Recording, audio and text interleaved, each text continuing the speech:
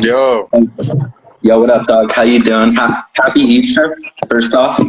happy Easter to you. I'm good. I'm good. Happy if you Bad. huh? The weather's not too bad. Sun now.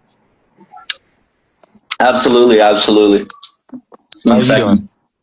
Doing well.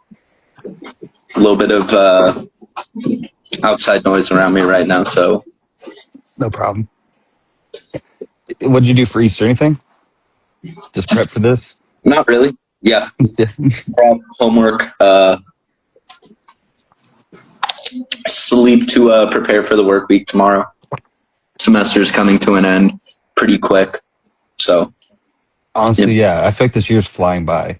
yeah, yeah, absolutely. Especially with the extremely long winter we've had. Yeah, it felt like it started early and then is ending late.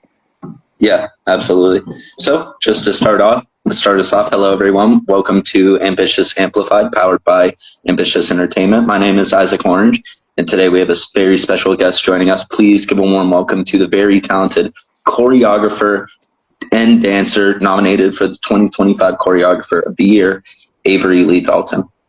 Hey y'all, how you doing? So, Avery, what made you first get into dance, and how long ago did you start? Great question. What got me into dancing, honestly, the first thing I saw at a young age was the movie Step Up and You Got Served. Step Up kind of like really shooed me in because he's like the white boy dancing, and I was always kind of like dancing in non-white culture style dances. So it's like, okay, maybe I can get a footing in this in my own way, in a sense. And then You Got Served as just raw energy. I was just like, okay, yeah, I want to hit that. Absolutely. I'm a huge fan of the Step Up movies, but I don't think I've seen You Got Served. So I'm going to write that Classic. down just so that I can come back to it later, maybe watch it. And at least professionally, what is your history with dance been? And are there any different styles you've learned over the years, or has it been more perfecting the same one? I wouldn't say it's been perfecting the same one, but I wouldn't say I've been just touching other styles. I have ADD, so when I get into a style, I do very much like to learn about the history and culture as well as the movement. I would say I know at least um, 6 or 7 styles pretty well to like top of my head. Like if somebody say, "Hey, can you do some tap?" Like, all right. Can you do some hip hop? All right. Can you do some ballroom? All right. Like I'm able to step into that. I wouldn't say I'm necessarily like the master, but I would never say I could do something that I don't have some knowledge in. Yeah. And I've been, I mean, and I've technically been dancing now since I was like 15, professionally since I was 18. And that's almost about 10 years now. 10 years on Wednesday. And just one more question about your career in dance. What does your career in dance look like, now? I would say now, at least from this point of view of like an outsider first, I would say it looks more like it's heavy on the Chicago Bulls because I got on the 312 crew this year. And that's kind of been something I've focused heavily on while still doing some of the other gigs, but I've been posting more of that. So uh, I would say though, what my dance career looks like is a little bit of like performing, but also like learning. I'm constantly trying to get better, not as just a dancer, but to put that into my choreography and then my leadership, and like how I can use different tools. But I see like myself now, the career just keeps, I don't know, ever since I moved to Chicago a few years ago, it just keeps going up and up and up and up. Like I don't sleep much, but I also work with true intention. Like I think that's what a lot of people like about me is I'm honest. Not always, not in a bad way. Like I'm not like da da da. I crash out every now and then, but I just mean in the sense of like I'll keep real feedback and we can really work through and have really good communication. Yeah, and you and your crew are performing for major sports events already, which, I just have to say, congratulations. It must have taken a bunch to get to this place, even in your career, and sky is still the limit.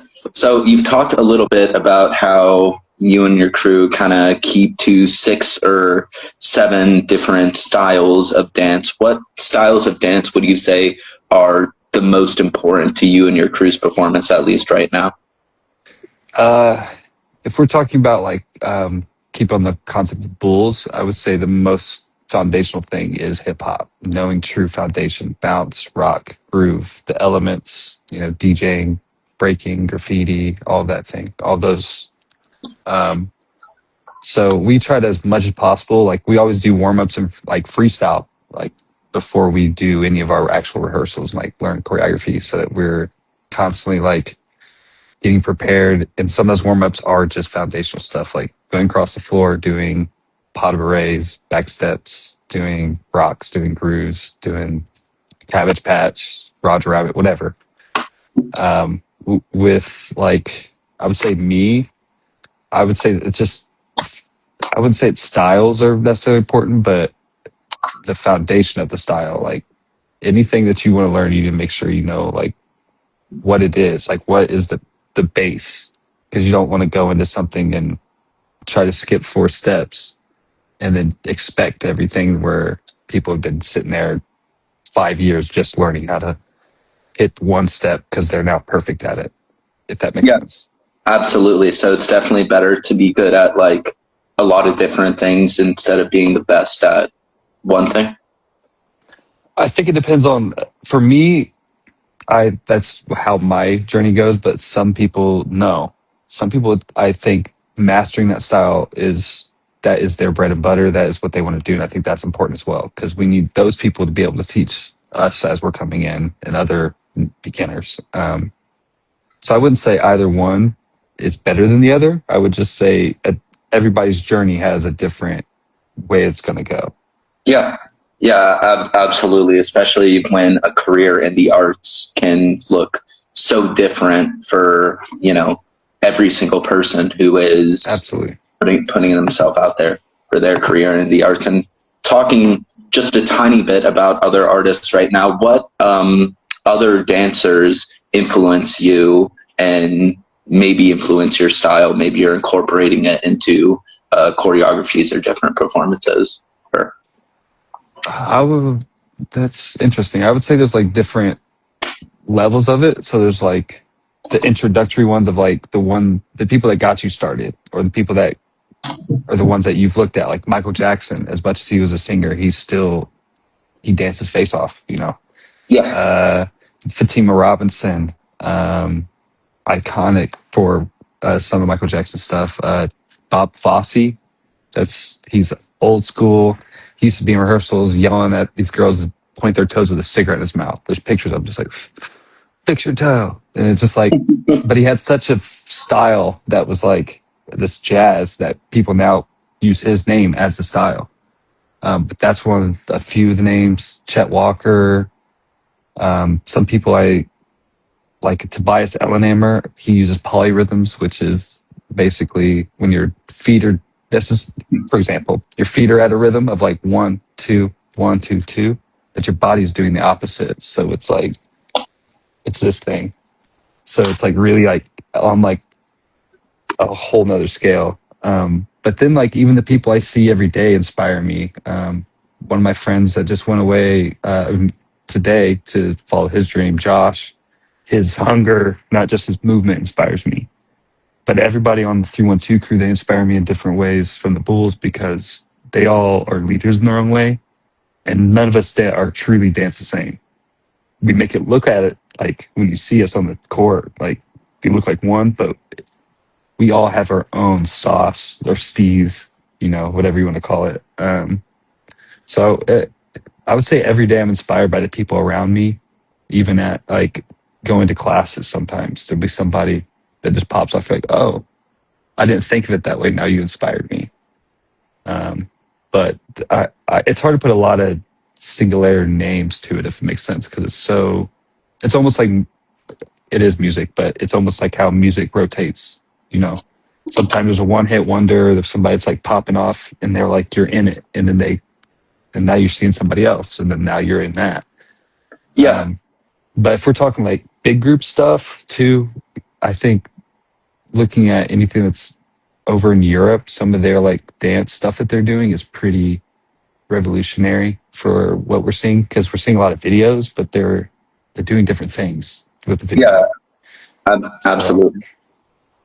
You talked a tiny bit in that last segment about how a lot of the dancers on your crew kind of have their own, style to the way they dance. So, with the choreography that you guys come up with for performances, is it more the creative vision of one person coming up with the choreography, or is there more creative discussion from everyone in the group for things that they want to have in the performance? And I would say, so for the few different, like for that group specifically, there's a dance captain who has some say, but for the most part, the choreographer that comes in, because we don't typically make up most of our dances within the crew. The Bulls bring somebody outside so that we can get that experience with somebody else, and it's training with, like we did a locking piece. So we had practice locking, and some of us had never done it. So bringing them in really helps. And then we can really see what the style's trying to be because sometimes it is pertinent to the style versus just what we're doing. Sometimes we're just dancing and killing it. Sometimes, like, no, it has to be foundational. Going back to that. yeah, especially But because you're performing for so big of a crowd, you want to make sure what you're doing is the most professional that you could absolutely. do. And readable too, because you have to think of you're in 20 something thousand people. What about grandma at the top? Can she see what's going on? Or even if so, you like design it for the stage where it's or the court where it's wide enough, but also for video. So it's like this double whammy of like you're doing both. You're performing for them, but also for the video, so that the people up top, if they can't see your face, that's their face moment. Yeah, Um, but when I do like stuff with other crews, like I'm also on Reds Angels. I've choreographed with them, but I've also danced with them for like a few years now. That that can be a little bit more conversational, like when you're in those like group settings, or when I dance with shy kids. Like there's a vision. Sometimes the words in between can be a little bit altered to fit what we have versus just what's on paper. yeah, and anyone can have an idea that could probably better the vision. So Sometimes, yeah. good But amount we've of all been doing it and choreographing and teaching it and then placing it. It can be a lot. Like you forget things. So it could be helpful just to have a body or two just to be like, hey, what if you try this, try that? yeah.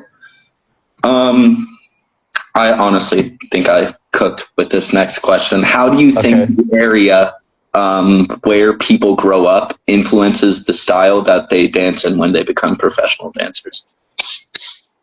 Oh, okay. Okay. I think it is completely 100% influential. When you think of Chicago dance wise, you think of Chicago footwork, you think of juking. When you think of New York, you think of the little bit of that house, that the popping. Sometimes at West Coast, you're thinking of all, all those grooves that you see now. I'm like Kendrick Lamar. The name just slipped me right now. That definitely influences how you're going to learn to dance, which is going to be slightly your style. Uh, every teacher you have up until the point where you think which you shouldn't, but you think you're better than the teacher in a sense, because I've seen that a lot. When you're still the student, every teacher is still influencing you, but your biggest influence comes from the moment, really, once you break out and like focus on like, what are you doing? And that's usually in that like those teens, when you're really starting to focus in. But it comes from also like, I don't know if you ever had a barbecue. What are they doing when they play the song, or how they dance? Because that's how you're going to learn to dance, is from little things like that, what you're seeing around you. And then location definitely will help you, like getting you professional. Closer to a city is important. I come from Indiana, small town, like cornfields, really small. I didn't break out really like truly professionally till I moved here. I was getting gigs, I was teaching, I was traveling, I was doing that, but it wasn't at the level it's at now, when it's like you're in a big amoeba of artists and stuff going on. versus in a small town where you have maybe one venue where people probably do karaoke or so, stuff like that. Yeah, definitely. So the That was a urban good question. culture definitely breeds more art. And you could also say that like the environment that someone lives in is a very big factor for the style of art that they are going to create. And you could talk about that for any type of art, whether it be music, dance, painting, digital art. Absolutely. It may be a little different, like going off that, it might be a little different now with like when I was growing up, social media was just starting. So like now that you can see all this stuff, like I couldn't see the things that I wasn't able to see all the West Coast crews. That wasn't like I had MySpace, but that wasn't there was no dance videos yet. So like that wasn't a thing yet. And like then Vine happened and that really boomed it. And I think a lot more people are getting exposure. They're probably not getting like necessarily like again the foundations, but at least that's a good thing and a bad thing. But there's at least seeing these styles and being like, oh, that's interesting. I like the way that moves. And it may influence a little bit, but especially with how algorithms are built today on these social media apps, where if you like a post where someone's dancing in it or it has just a little bit of dance, you're probably going to be recommended like 500 other posts over the next week that has some kind of dance in it, whether it be from that same account or another one. absolutely. Yeah. So just going to do a quick game to pass the time of this or that. It's going to be a couple rounds. I'm going to give you a couple of options each round, and you're going to have to choose which one is your favorite Okay. out of the options. So first is hip-hop, contemporary, or pop routine? For me, I like hip hop. I'm not great at contemporary. And the thing about me, I like pop choreo. Sometimes it calls for it, like just going for it being a little cheesy, but it's also could be bubblegum. With hip hop, I get more realness from it than a little bit of that, the costume and all that. Yeah, absolutely.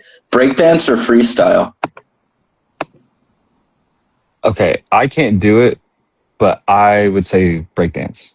Freestyle is amazing, but I think I see a lot more freestyles than I see breakdancers. So I think that's a lot more of a lost art that used to be so big. So I would say breaking.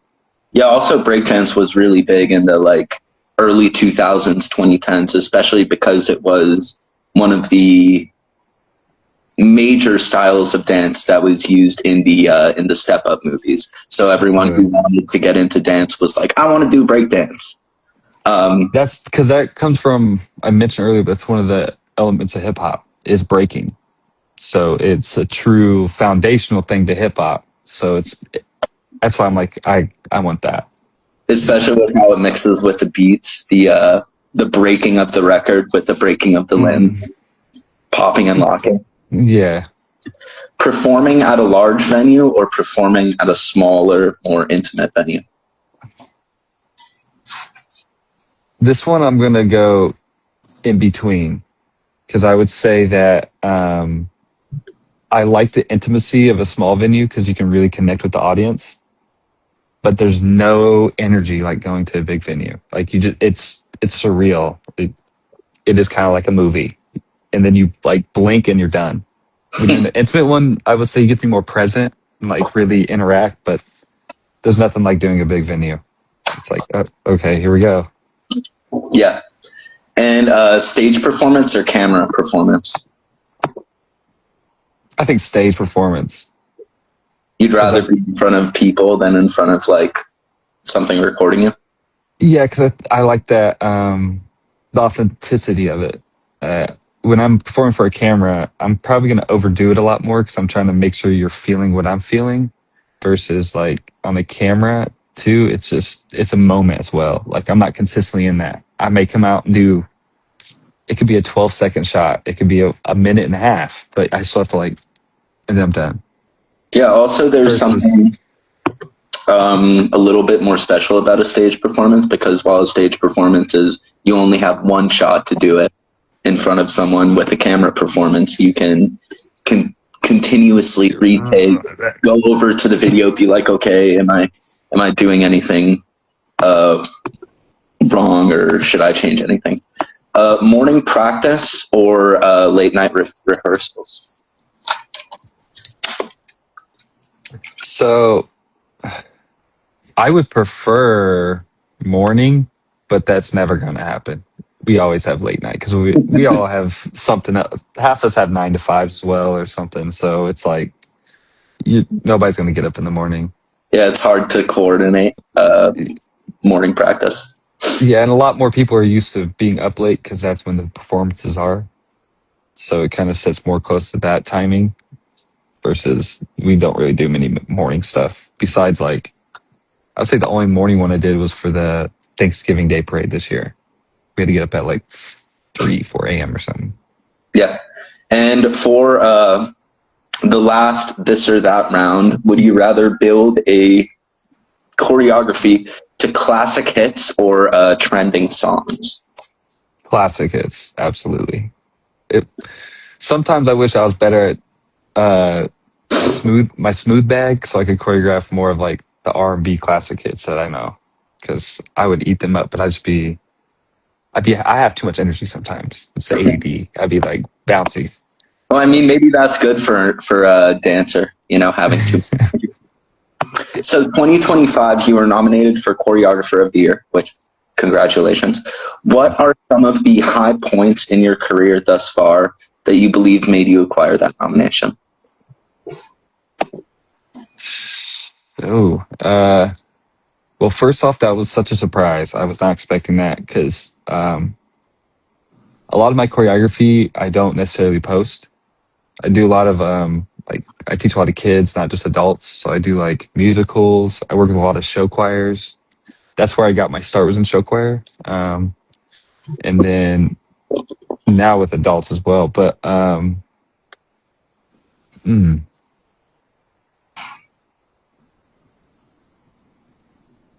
ask me the question again so I can think about it. 2025, you were nominated for Choreographer of the Year. What are some of the high points in your career thus far that you believe made you acquire that nomination?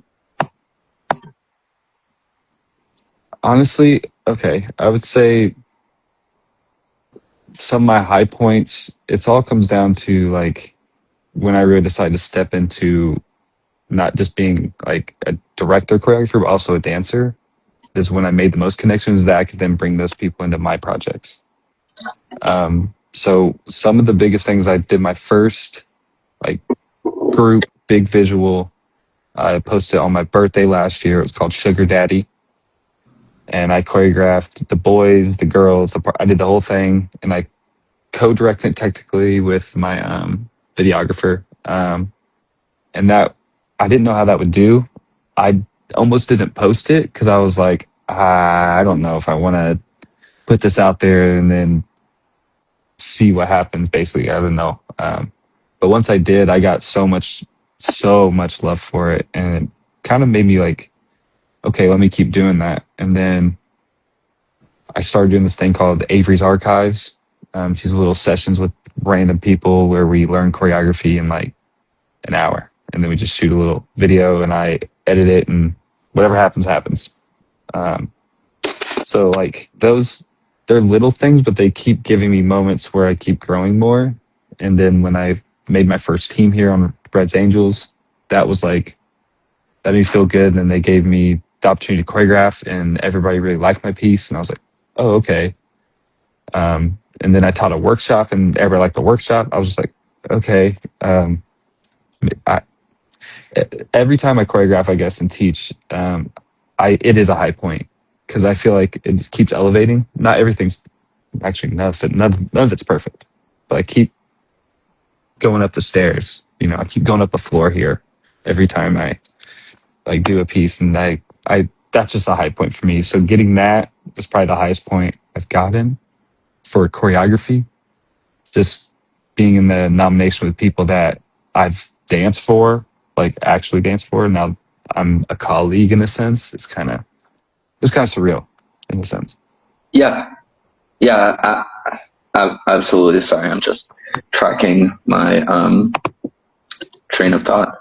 But it even though it sounds like all of these things that you're doing are definitely like little things. You're doing so many of them that it's making such a big difference and really,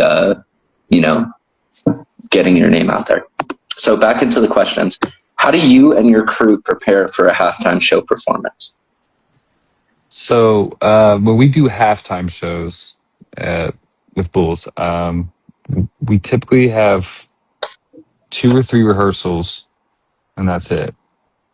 And we usually don't mix up until like the last rehearsal or two. So we'll have one split up because we learn different sections.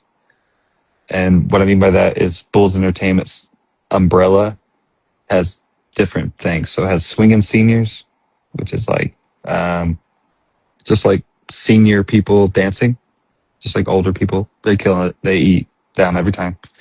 Elevators, they're the ones that flip and dunk, all the tricks and stuff like that. Incredibles, which are the cheerleaders. There's the Lovables, which is the girl dance team. And there's the 312 crew. So that's the whole umbrella of Bulls Entertainment. When we do halftime, usually 2 to 3 of them are connected. So we're in it with Lovables and Elevators or all of them. Sometimes, or most times, swing seniors aren't involved, but everybody else is. But we basically learn whoever choreographed it or whoever knows it will come teach our team. Vice versa, they'll do their rehearsals because they're not the same day. Always, they'll learn their thing. Then we meet up. We just throw it all together. Like, okay, run it now. It's a little bit of a mess. People run into each other because there's so much going on. And then after like 3 or 4 runs, it just works out somehow. It seems crazy because when you watch it or see the videos of it, it's like, okay, they're flipping, Benny's on a surfboard, they're dancing, and it's just like controlled chaos. But when we do our little timeouts, that's just, we work a rehearsal or 2. We may do a piece that we learned 2 times a year, but usually no more than that. And then, yeah, just rehearse and go in. How long would you say you guys usually have to practice once you guys are going to be performing at the Bulls Arena before you go? Is it like a week? Is it a couple weeks? We have the schedule at least for the whole year. Like once the NBA season comes out, it's all really organized. So it only takes really like a rehearsal or 2 because we work on like 3 to 4 dances in 3 hours, and we have 1 rehearsal a week. That's about it.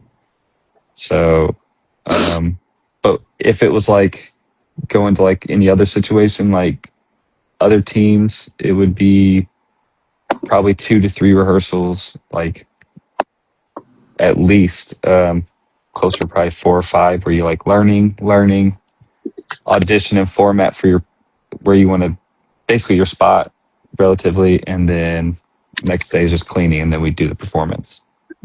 And if we're talking about like my show choir, I do a lot of show choir stuff, which is the traveling. It's basically like a big glee thing.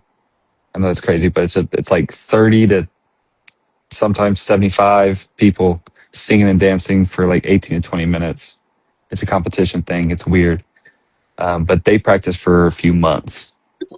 So they put in hours. But usually it's high schools and colleges, not very many adults, but they put in hours on their shows. So got it.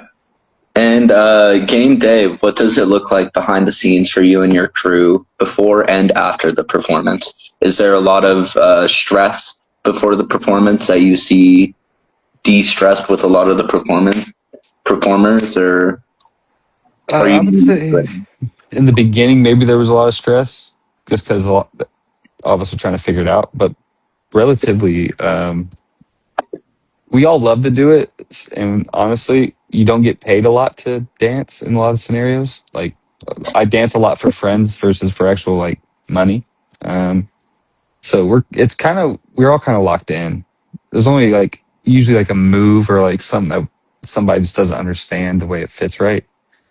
But relatively during game day, we're like locked in, having a good time. Like we definitely laugh a lot. We get there early. We have a rehearsal. We get some food, and then we just kick it till our time. rehearse a little bit. Yeah. That's good. That's good. Because we're about halfway through, I'm just going to remind everyone in the live, this is Ambitious Amplified, powered by Ambitious Entertainment. I'm Isaac Orange, and we have the very talented Avery Lee Dalton, choreographer and dancer, joining us today. So how competitive is it to land a role like yours, and what separates the dancers who make it and who are able to perform for these big crowds and the ones who unfortunately aren't able to? I think my special sauce is I am a performer. I really like to engage with the people in the room and then share energy. Sometimes I don't always get it back, but I'm still going to make you feel something. That's always my goal. I think what separates not necessarily me, but like the next step into dancing versus just like being really like good at dancing and like getting into that professional level is like communication and like funny enough ambition, willing to like dig for it, willing to like stay out till 2 a.m. and have to push out a gig because it was last second. You know what I mean? And then communication, because I think as much as we're also invested in our phones, we're not invested in talking to each other. Yeah. So Yeah. there's a lot of like, I'm a victim of it too. But with so many things going on, you get a lot of messages. But trying to stay on top of that and communicate when you can and can't, because saying you can't do something versus just never answering will definitely change your next time being asked. I know people that didn't get asked to do another thing because they just didn't respond, or something happened and they didn't communicate. It's crazy. It's not just skill. It's very much that professional side is very important. Like, people care about that. They may not tell you. You may not know that. That's why they're not asking you to be in the next thing. But you have to be there and be present. Yeah, and people say, especially nowadays, networking is one of the most effective skills you could learn. And it doesn't matter what field of work you're in, connecting yourself with other people, especially other businesses, is something that is not only necessary, but also one of the easiest ways to build yourself up in your prospective career. Yeah, I would say if you're in music or the arts and you're not networking, you're just doing yourself a disservice. Because most of us, if we like, I don't know more than 10 dancers that I've met that have a degree in dance. We've trained, but we didn't go to college to like learn how to like dance. We just like know each other and made it work. You know, like, oh, you want to do this? Oh, you want to do this? Are you available? I have this gig coming up. Like, oh yeah. And Yeah. you just show up and do the job. It's more about like being cool. Like, don't be a fan. I know that sounds weird, but like, don't be like over the top. Like, treat anybody like a normal person, and you'll get asked to do something. Like, everybody wants to work with each other. Yeah. So it looks like we had a question in the chat that I unfortunately overlooked. Have you ever thought about quitting or being burnt out? Ian asks. So. Absolutely. I think anybody in the arts at some point has either had burnout or had that like, am I doing the right thing? Is this the right move? Did I make the right choice? So for me, I've had a few times, because I wasn't always in a space where dancing was as accessible. My original training comes from YouTube. Yeah. Movies. Or you had to have a specific amount of annual income just to be able to access learning dance, which is Absolutely. one of the biggest barriers to entry of a bunch of fields people want to get into. Just to learn this stuff isn't necessarily free, especially if you want to learn it from another person. And I think that another going like YouTube was new. You can go on YouTube now and you can get some tutorials and they're great. Like they're really like divisive in telling you what's going on. But then it'd be like 140 pixels. Somebody putting their phone in their backyard. You can't even see what's going on. Somebody's driving in the background. Grandma's got food. It wasn't the same.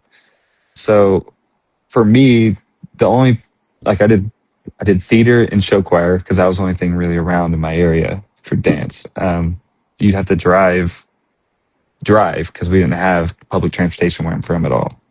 You had a car, you walked, or you had to have somebody take you 45 minutes really to get to Indianapolis, which was one of the only hubs somewhere in Indianapolis, or maybe like at Franklin, be like 30.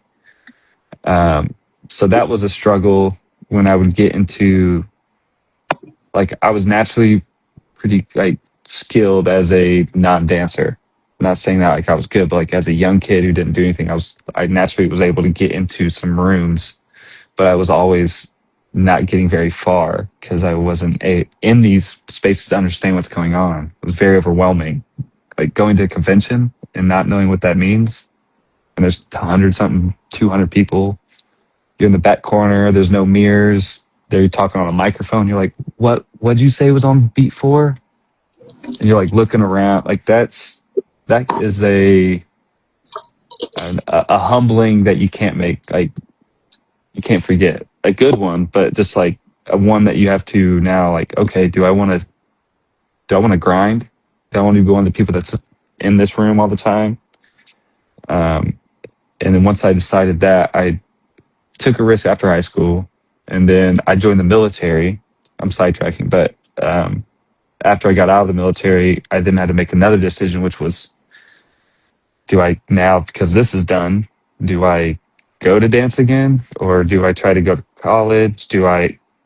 What do I do? And I went to dance. Things went great. Dipped. COVID happened. Lost all of my jobs because it was all travel stuff. So I was like, okay, maybe this is a sign. The universe, it's it. Nah, maybe I shouldn't. But as soon as I was on that mind frame, my mentor was like, I have a solution to this. We can still do this just on video. I'll give you an offer to basically come live with me, help me with these videos, and then we'll set you up where you can start here if you want, or go back home. I was like, okay, let's do it. And then from there, it's just been up and up. I mean, COVID definitely dipped, but ever since that, I've just locked in. There's no other choice at this point because I've already chased the dream. Yeah. So the dream's here. The question is, do I want to keep at the dream or do I want to go elsewhere? It's like, no, I'm here living it. And it definitely seems like you've had your share of upside downs, but you are seeing, a large share of success right now coming towards you and the multiple crews that you're working with. So when you're coming up with a choreography, what comes first? Coming up with the movement or choosing the right track? This is different for everybody. It truly is. But for me, I need a song. I need to know what. I'm very much I think a lot about things. I think too much about what we're doing sometimes, like art. But if we're like, I need to create a piece for 10 people, 5 guys, 5 girls, I'll ask like, what's the space? Like, where are we performing at? Basically, like, who's the crowd? Who are we trying to basically accommodate a little bit along with what I'm doing? And then I'll listen to music for like hours. Like I'll only listen like 30 seconds. I'll listen to it. If I have something, I'll skip to the golden ratio, which is like 3/4 of the song. What's the breakdown? I'll be like, okay. And I'll save them and I'll sift through. And then once I understand what song and the intention, I then do the choreo. Choreo's last. I know it's weird, but. So you spend like at least a day just trying to find the perfect song to encapsulate your vision, and then you work off of that. Sometimes it takes a day. Sometimes it takes one song. Sometimes it takes a week. Because like some of that show choir stuff, that stuff's so specific. that it has to be perfect. Like I'll listen to thousands of songs in like 3 months just for a show about um, I don't know, The Incredibles, whatever. Like something silly, but it needs to tell the right story. So I'll have to keep like focused in on it. Yeah, absolutely. And I'm very happy that you kind of talked a tiny bit about making a choreography for like 10 people, because my next question is, how do you adapt choreography for large groups versus smaller groups or more solo performances? Are there different ways to doing it depending on how many people you have actually dancing in the routine? Absolutely, and I think it's always the people matter, whether it's 1 to 2 to 5, and when you're thinking about it, that matters because you're not just thinking about the choreography, but you're thinking about the formations and the pictures. So that's what we say a lot, pictures, because that's when you move. It's basically like we set this image. If it's like a triangle, we can't move from this is the picture we created. So we're in a triangle dancing. But if somebody goes off, it throws off the. You can see it. It like you're like So being able to know what shapes you can create with 2 people versus 15 versus 30 versus 60, whatever it is important. And also how much space you have. If you got 60 people, you might not be able to do a break dance. Like it's just not realistic unless you have 60 feet wide and 50 feet for, like you're like outside in a park. That's just not realistic. So you have to adjust what you can still do to, like, for me, I like rhythms. I like doing a lot of footwork, but if there's 60 people, maybe we don't do feet for the rhythm, but we do hands to keep the same thing going on. And Yeah. also, like, it depends on what tricks. Every time, like, if it's a performance or competition, you need a little trick, a little, like, whoa, a moment that, like, everyone's like, and the more people you have, the more you can hide and do stuff, the more, like, thoughtful and precise you have to be. Yeah. Yeah, absolutely. So just almost getting to the end of the interview now. I'm sorry to keep you No, you're good. this long, but thank you for your answers so far. Absolutely. Great questions. Great. Different. I wasn't expecting them. What habits or routines would you say helped you improve the fastest as a dancer and choreographer? I would say leave your ego at the door. Everybody has an ego. It's okay. We're all human. We have feelings. But knowing that, like, when you walk into a space, you may do or say or hear something that you don't like or you don't always agree with, in respect to, like, actual issues, just like choreography wise, that you don't like. It doesn't mean that they're wrong. Try to understand why they're right. So, like, leave your ego of, like, oh, they're wrong. Be like, no, why are they doing that? Right. Try to understand the other side, and that will make you not just a better mover, but a more thoughtful dancer. If that makes sense. Yeah. Yeah, absolutely. Being more collaborative, because it's not just you in a routine, it's a bunch of people. Absolutely, yeah. And yeah, I think that's, there's a lot more things, but I think that's something that we forget about. It's like, even though I'm on the Bulls, if I still go to a class, like, I'm still a student. Like, I'm not going to go in there and, like, tell them, like, oh, I don't think so. Like, that's not right. You know? Yeah, absolutely. And if someone watching this right now wants to become a professional dancer, what do you think are the first 3 steps they should take? First step is go to a beginner class. Just go to one. The beginner classes are not meant for like perfect clean dancing. It's meant for you to dance and have fun off simple basic rhythms, and then from there, step one, decide how much effort you're willing to put into it, because it's going to be something it's not going to be consistent, and it's going to be random. You're going to have a random rehearsal at 10 a.m. just one time for no reason on a Saturday, and then you're going to have a midnight rehearsal on a Sunday. So Yeah. if you really want to get into that, do it. And also go and get your headshot. Make sure to have a good portfolio photo to send in. Yeah, you should have a resume, but get a headshot of what you look like right now, not last year. Don't give me last year's headshot and now you have purple hair. Yeah. That kind of thing.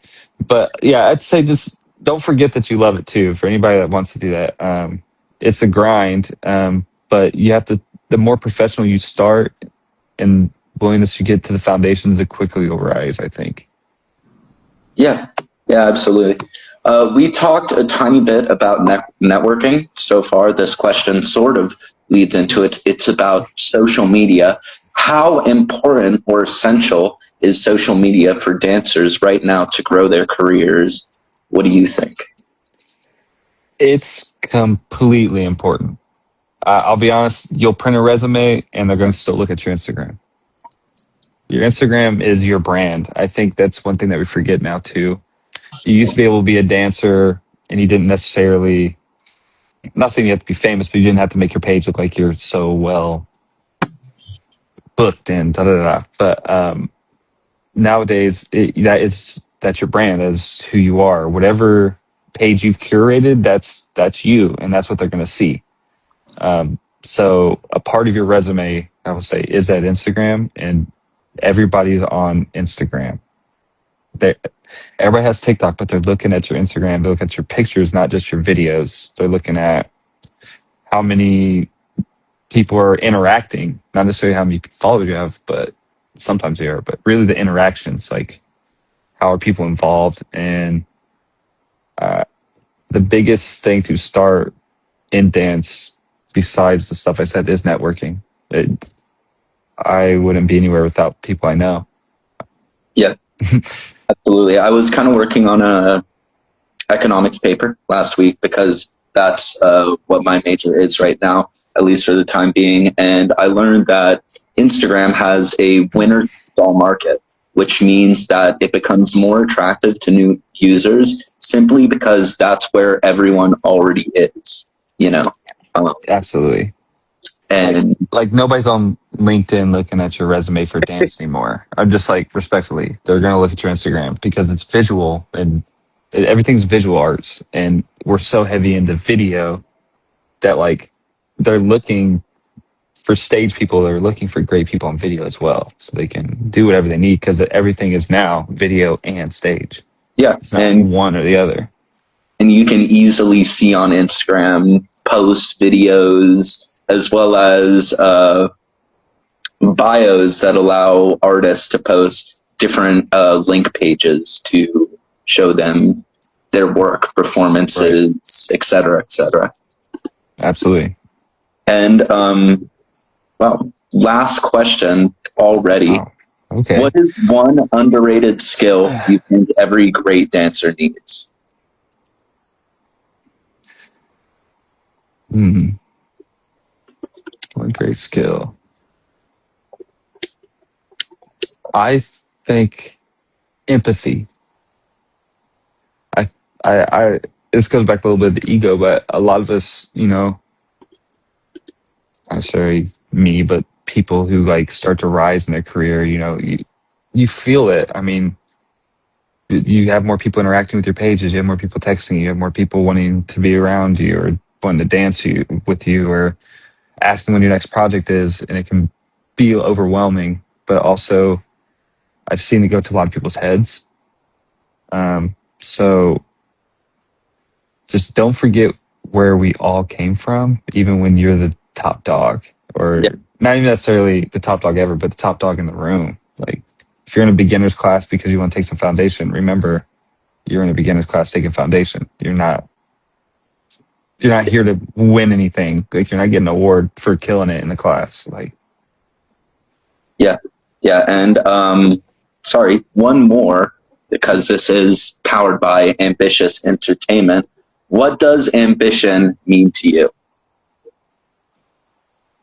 Ambition means like Um, it's the drive. It's the willingness to do what it takes to get what you want, and how much you're willing to do. I think a lot of people have different levels of ambition.